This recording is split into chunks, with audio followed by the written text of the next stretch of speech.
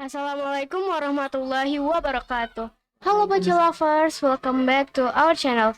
Tiada hari tanpa kreasi Min 4 Jakarta bersoi. Perkenalkan, nama aku Faizakul Azmina. Kali ini aku akan ngobrol bersama salah satu guru berprestasi di Min 4 Jakarta Selatan nih. Mari kita sambut. Bu, boleh perkenalkan diri dulu? Assalamualaikum warahmatullahi wabarakatuh. Waalaikumsalam. Salam sukses selalu untuk guru-guru hebat di seluruh Indonesia. Perkenalkan, nama Ibu Oni Yunansi. Biasa anak-anak di Min 4 panggil dengan panggilan Ibu Yul. Baik, terima kasih Bu. Sebelum mulai, aku mau kasih tahu sedikit informasi tentang profil guru berprestasi nih. Nah, namanya yaitu Hajah Oni Yunansi, SPD, MPD. Beliau adalah seorang guru sekaligus wali kelas 5B di Sekolah Min 4 Jakarta Selatan yang berhasil dinobatkan oleh Kanwil DKI Jakarta sebagai guru berprestasi juara 2. Alhamdulillah, senang banget ya Bu menjadi guru berprestasi. Itu sedikit informasi tentang Bu Yuyun. Sekarang aku bakal lanjut ngobrol bersama Ibu mengenai guru berprestasi. Sebelumnya, apa kabar Bu Yuyun? Gimana keadaannya hari ini? Alhamdulillah sehat? Alhamdulillah, berkat doa kalian semua sampai hari ini, alhamdulillah Ibu sehat. Alhamdulillah. Ceria sekali hari ini Bu. Solusinya walaupun sudah jelita.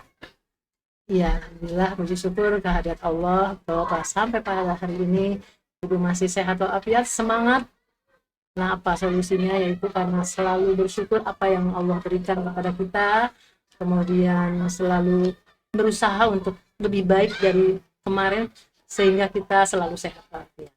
Alhamdulillah. Boleh ceritain sedikit Bu, kenapa Bu Yuyun tertarik dengan profesi guru?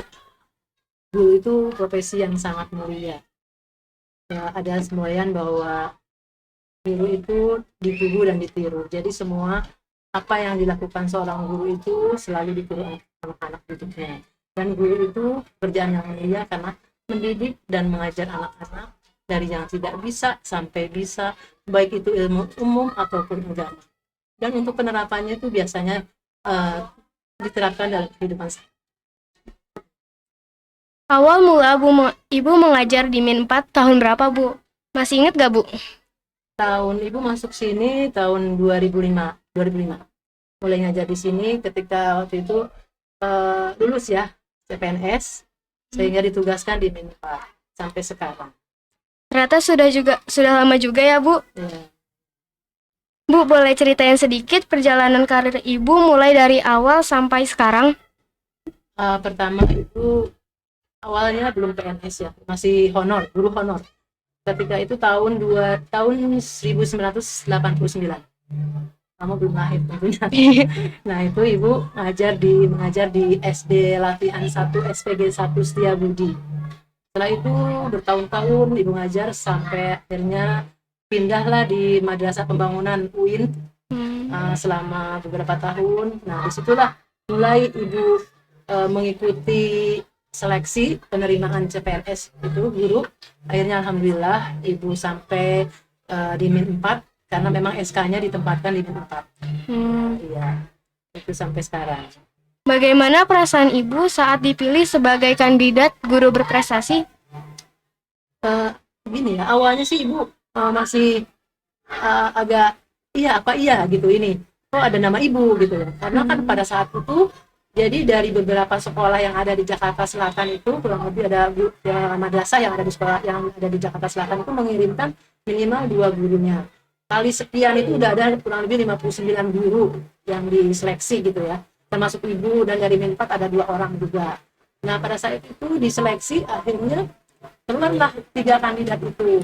Ya, jadi dengan rasa syukur lah ya dari pemilihan 59 orang gitu, Ibu keambil gitu tiga kandidat gitu. Sangat bersyukur sekali karena pada saat itu memang betul-betul diseleksi gitu. Apa yang dipersiapkan, apa yang harus dipersiapkan tuh benar-benar diseleksi pada saat itu. Upaya apa yang Ibu lakukan untuk menjadi salah satu kandidat guru berprestasi? Yang jelas kita harus berusaha sebetulnya, baik itu fisik maupun mentalnya harus siapkan ya. Karena dari segi persyaratan tuh harus dipenuhi, persyaratan yang harus disiapkan. Kemudian kita buat semacam karya tulis, kemudian karya tulis itu nanti kita presentasikan pada saat hari pemilihan itu, pada saat penilaian itu. Jadi kita siapkan, harus betul-betul dipersiapkan. Kemudian apa saja dibuatkan PowerPoint-nya, kemudian kita presentasikan semaksimal mungkin, karena kebetulan itu waktu itu ada judulnya itu yang biasa ibu lakukan waktu itu setiap belajar tuh materi itu selalu diterapkan di kelas dengan tidak disengaja. Tadinya sih awalnya judulnya ini betul apa enggak ya gitu, yang mana sih judulnya gitu kan, kira-kira yang menarik itu apa gitu. Ternyata judul itu rupanya membuat guru itu penasaran, mungkin ya akhirnya diambil tiga besar itu. Yang pertama dari Madrasah Pembangunan, yang kedua dari Min 4, yang ketiga dari Min 18. Alhamdulillah pada saat itu dari 59 guru itu diambil 3 kandidat. Gitu. Alhamdulillah. Ya. Tahun berapa Ibu mulai mengikuti lomba guru berprestasi? Itu sih udah kalau lomba yang untuk nasional dan DKI ya, itu baru sih 2021, 2020. Baru ya, Bu? Iya, baru. Apa yang Ibu rasakan saat Ibu dikabarkan bahwa Ibu menjadi juara 2 di lomba guru berprestasi? Puji syukur, benar-benar bersyukur. Karena itu nggak nyangka juga kan gini, kalau di ajang DKI itu ya, itu rata-rata semuanya tuh sudah terbiasa dengan menulis buku, karangan karya tulisnya banyak gitu. Kalau mungkin ibu nggak sebanyak mereka yang juara 1, makanya waktu itu nggak menyangka juga ini paling tiga kan 3 kandidat itu ya. Kalau ranking 3 mungkin kita udah pegang ya, tapi mungkin dilihat dari ketika kita presentasi itulah mungkin penilaiannya, terus pengalaman karena ibu kan udah lama ya, pengalamannya udah berapa tahun, itu juga penilaian pada saat itu. Jadi ibu dari 2005 dari 1989 sampai kemarin 2002 itu udah sampai 25 tahun lebih kan istilahnya ya, pengalaman. Nah itu juga penilaian juga untuk guru-gurunya. Kalau untuk yang lainnya presentasi juga itu satu penilaian juga. Alhamdulillah awalnya ya alhamdulillah dapat juara 2 gitu, dan bersyukur banget deh Min 4 bisa ada perwakilan dari Min 4 gitu. Bu, kita boleh tahu nggak sih Bu, Ibu ngajar apa aja di sekolah ini? Itu tuh dari tahun masuk ya, awal masuk tuh ibu ngajar di kelas 1, baru-baru tuh ibu 2005 ibu ngajar kelas 1. Jadi waktu itu kita gabung ya, jadi guru kelas itu semua bidang studi pada saat itu. Kemudian dari kelas 1 itu dari 2000 lanjut terus sampai ke tahun 5 tahun ini lah, kelas 6, kelas 5 ibu mengajar matematika. Ada tahun ini ibu ditambah bahasa Inggris, kemudian PKN. Kalau tahun sebelumnya ibu cuma ngajar matematika. Apakah Ibu dekat dengan murid Ibu? Kalau iya, boleh sebutkan nggak Bu satu-satu anak yang ada di kelas Ibu? Ibu sih lumayan dekat ya, karena berusaha untuk dekat gitu. Karena kalau kita cinta sama anak-anak kan otomatis kita ngajar pakai hati gitu ya, bukannya cuma ngajar aja gitu. Kalau kita senang sama anak-anaknya cinta, jadi ibu tuh berusaha yang nggak bisa, kenapa nggak bisa gitu, berusaha supaya dia bisa. Mungkin bisa aja masa bodoh amat, bukan anak sendiri gitu ya, tapi ibu nggak bisa kayak gitu, karena berusaha untuk dekat dengan dia, dan kalau udah dekat kan dia juga mau belajar. Kadang-kadang kalau belum akrab, belum dekat gitu ya, anak-anak tuh kan cuek gitu, kita juga nggak begitu mengenal gitu. Tapi berusaha dengan lebih dekat ke anak-anak, diharapkan mereka cinta gitu, cinta dengan gurunya, cinta dengan pelajarannya kan otomatis gitu. Karena matematika kan biasanya pelajaran yang udah tahu semua deh, otomatis seperti itu ya. Tapi itu pendekatan seorang guru, karena pelajarannya dianggapnya sulit gitu ya, gimana caranya pendekatan hati dulu ke anak-anaknya. Tapi bagi ibu sih semua anak-anak ibu dekat ya, nggak ada prioritas yang 1-2 gitu yang dekat. Senangnya alhamdulillah berusaha untuk dekat dengan anak gitu. Kebanyakan murid menganggap pelajaran matematika adalah pelajaran yang sulit dan membosankan. Ya, itu dia. Bagaimana pandangan Ibu melihat kondisi seperti itu? Ya, bukan di kita saja, memang hasil dari perhitungan dunia gitu ya, bahwa matematika itu masih rankingnya di bawah di khusus Indonesia. Karena ketika kita di sini pun di Min 4 juga rata-rata itu matematika tuh di bawahnya nilai IPA, di bawah nilai yang lain gitu rata-ratanya. Gimana ibu caranya? Ya itu ibu udah tadi kasih tahu, kalau ke anak itu bagaimana caranya supaya anak tuh mau belajar gitu, mau belajar matematika. Karena kan kalau dilihat susah Bu, males Bu ngerjainnya. Nah, tapi Iya. kalau kita pendekatan kan ke anak, ayo coba, jangan bilang nggak bisa dulu, coba dulu. Kalau kamu udah bilang nggak bisa, pasti nggak bisa gitu. Usahakan supaya di mindsetnya itu usahakan bisa, pasti bisa. Gitu. Terus pendekatan mungkin dengan cara-cara pakai permainan atau mungkin dengan alat peraga gitu kan. Jadi mereka kan senang gitu. Atau dengan kita deket hatinya kita dengan dia, kontak kan otomatis dia mau belajar gitu. Mungkin itu sih kalau ibu berusaha untuk lebih dekat sama anak-anak, karena biar mereka tuh mau belajar gitu. Apalagi khusus matematika ya, Iya. ada anggapnya agak pendekatannya itu mungkin ya. Lalu metode apa yang Ibu lakukan dalam mengajar, khususnya di mapel matematika? Iya, kayak matematika itu nggak semuanya bisa dipakai alat peraga. Jadi ibu ambil materi-materi yang bisa digunakan alat peraga. Nah, kalau memang memungkinkan alat peraga itu yang kita ambil sederhana-sederhana aja. Nah, di situ nanti kita sambil bermain seperti kayak kemarin tuh yang materi penjumlahan bilangan bulat. Itu kan kita bisa sambil bermain. Atau materi misalnya jual beli gitu. Itu kita sambil bermain kan kelompok. Atau pelajar misalnya kayak kubus, kita buatkan bawa jaring-jaringnya. Pakai permainan kayak gitu-gitu. Kayak penjumlahan kemarin ibu pakai kancing yang warnanya biru untuk bilangan positif, yang berwarna merah untuk bilangan negatif. Kan mereka senang kan, bolak-balik, tambah, dikurang, tambah gitu. Akhirnya lama-lama konsep itu nyampe gitu ke anak-anak. Gitu. Bagaimana cara Ibu mengatasi murid yang mengeluh ketika belajar matematika? Iya. Biasanya yang ngeluh itu memang yang anak nggak bisa ya. Iya. Kalau yang bisa sih dia senang banget, anak-anak yang jadi satu kelas itu memang ada anak-anak yang nilainya belum maksimal. Kalau yang udah maksimal kasih materi yang lebih sulit gitu ya, kayak tambahan lah gitu. Yang lain kan belum sampai. Nah, anak itu ibu kasih tuh soalnya yang agak hot lah, yang agak sulit gitu ya. Nah, biar mereka kan berkembang. Kalau yang belum bisa, ya udah balik terus kita ajarin sampai dia bisa, atau pakai tutor sebaya. Temen yang udah bisa mengajarkan temennya yang belum.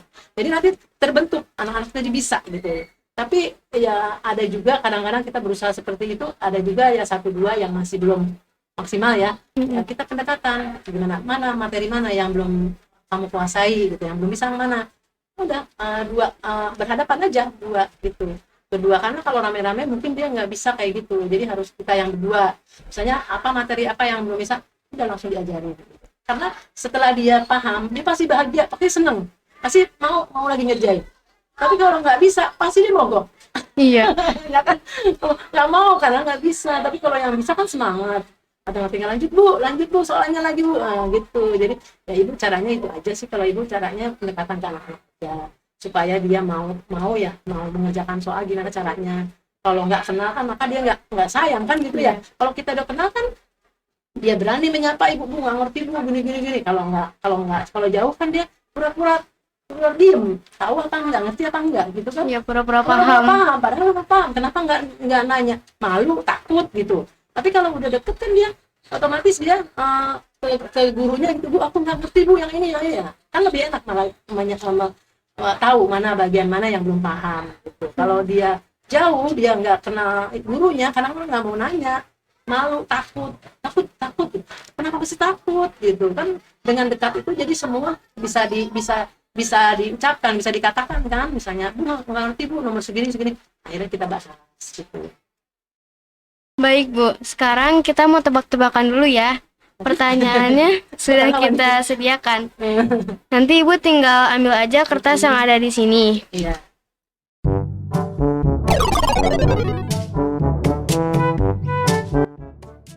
Terus di ini. Ya, dibuka pertanyaan. Boleh dibacakan Bu pertanyaannya?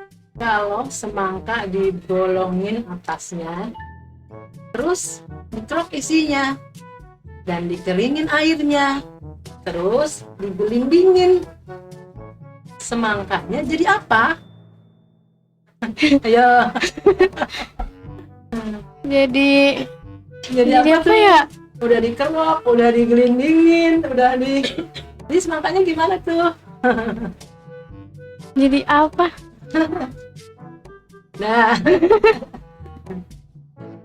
apa yang jelas semangkanya Semangka. jadi jauh karena digelinding. Habis semangkanya dibolongin, dikerok, habis itu digelindingin ya. Oh iya, jadi jauh. Ya itu. Lagi Bu, Ya boleh. gantian. Oh ya silakan. Nah.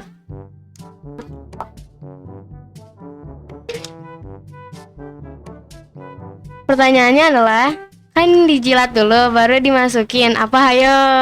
Apa ya? Dijilat dulu. Makan es ya? Minum es? Salah. Apa itu? Nih. Bu Yuyun nyerah. Ya, apa itu? Jawabannya adalah masukin benang ke jarum. Oh iya, saking kecil ya, dijilat dulu baru dimasukin. Ya, terus gimana? Ada lagi pertanyaannya? Ambil lagi Bu. Ya, saya gantian.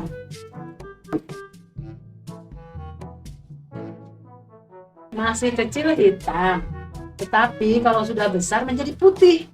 Apakah itu? Apa ya? Masih kecil hitam tuh, tapi udah hitam. semakin besar semakin tua, semakin putih. Apa itu? Nyerah Bu. Ini adanya di mana-mana ada nih. Ini manusiawi kayak gini.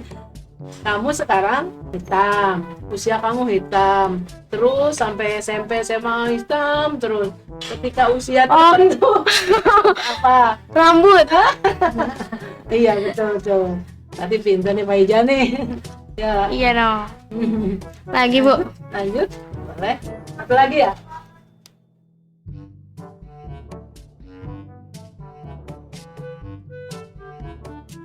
Bu Yuyun tolong sebutkan nama-nama buah dalam waktu 1 detik.